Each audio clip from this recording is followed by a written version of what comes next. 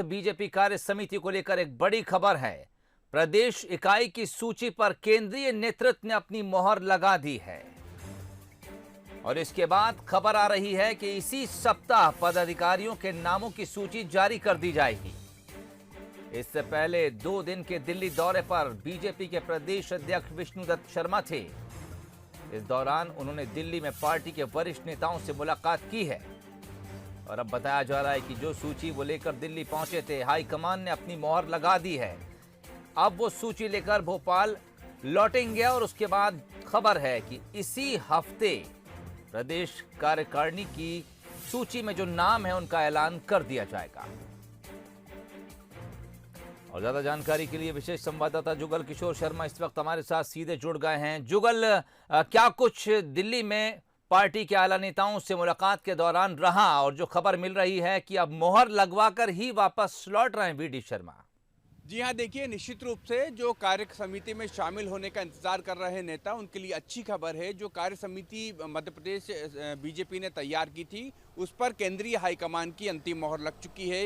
ये बेहद बड़ी खबर है। 1-2 दिन में, इसी 1-2 दिन के अंदर ही नई कार्य समिति की घोषणा हो जाएगी। क्योंकि अभी तक लगातार कोशिश जारी थी कि जो मध्य प्रदेश बीजेपी ने कार्य समिति तय की है उसको केंद्रीय नेतृत्व उस पर हरी झंडी दे दें। तो अभी जो सूत्रों से जानकारी मिली है कि केंद्रीय नेतृत्व ने उस कार्य समिति को हरी झंडी दे दी है, सहमति बन चुकी है। अब बस इंतजार है कि कार्य समिति की घोषणा कब होती है। जो जानकारी हमें मिली है कि इसी सप्ताह कार्य समिति की घोषणा हो सकती है, किंतु परंतु जितने भी इस पूरे मसले पर थे वो सब हट चुके हैं और अब बहुत स्पष्ट हो गया है कि इसी सप्ताह कार्य समिति की घोषणा हो जाएगी।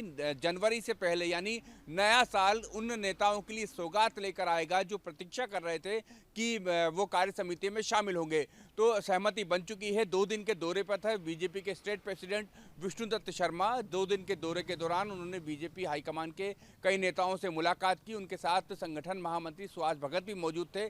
तो संगठन महामंत्री सुहास भगत और वीडी शर्मा दोनों ने जो हाईकमान के नेताओं से मुलाकात की है, उसके बाद ये जानकारी मिली है कि सूची पर सहमति बन चुकी है। अब सूची इसी सप्ताह जारी हो जाएगी। अब कोई इसमें किंतु परंतु नहीं बचा है। सोहेल, जुगल, क्या कुछ कयास लगाए जा सकते हैं अगर हम नामों की बात करें, या फिर यह कि ये सूची कितनी बड़ी या फिर कितनी छोटी हो सकती है, या फिर तीसरी बात ये कि संतुलन किस तरह से इसमें रखा जा सकता है?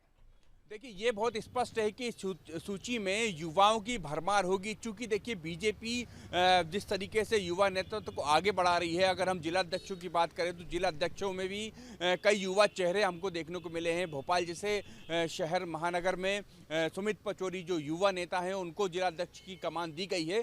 तो ये तो बिल्कुल स्पष्ट है कि कार्य समिति में युवा चेहरे की भरमार होगी। इसके अलावा क्षेत्रीय संतुलन का भी बेहद ध्यान रखा जाएगा, क्योंकि मंत्रिमंडल विस्तार में कई क्षेत्र ऐसे हैं जो जिसके बारे में कहा जा रहा था कि मंत्रिमंडल में क्षेत्रीय संतुलन थोड़ा सा गड़बड़ा गया है। तो उस क्षेत्रीय संतुलन का यहाँ ध्यान रखा जाएगा। अगर आप 5 महामंत्रियों की जो नियुक्ति देखेंगे तो 5 महामंत्रियों की नियुक्तियों में भी आप देखेंगे कि क्षेत्रीय संतुलन का ध्यान रखा गया है, युवा टीम का ध्यान रखा गया है और हर वर्ग के नेताओं को शामिल करने की कोशिश की गई है। तो हम जो कार्यकारिणी बीजेपी की आने वाली है उसमें भी हम इसी तरह की झलक देखेंगे कि युवा नेतृत्व को मौका मिलेगा, क्षेत्रीय समीकरण का ध्यान रखा जाएगा और जो योग्य नेता हैं बीजेपी के, उनको स्थान मिलेगा। तो निश्चित रूप से कार्यकारिणी जो बनाई जा रही है वो बेहद संतुलित होनी चाहिए, ऐसी उम्मीद लगाई जा रही है। ठीक, तो आज 24 दिसंबर है, यानी 7 दिन बचे हैं। देखना होगा किन नेताओं का हैप्पी न्यू ईयर होता है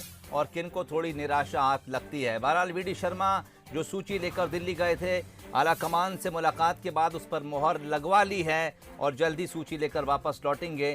खबर है कि 1 हफ्ते के भीतर, यानी साल 2020 में ही नामों का ऐलान कर दिया जाएगा।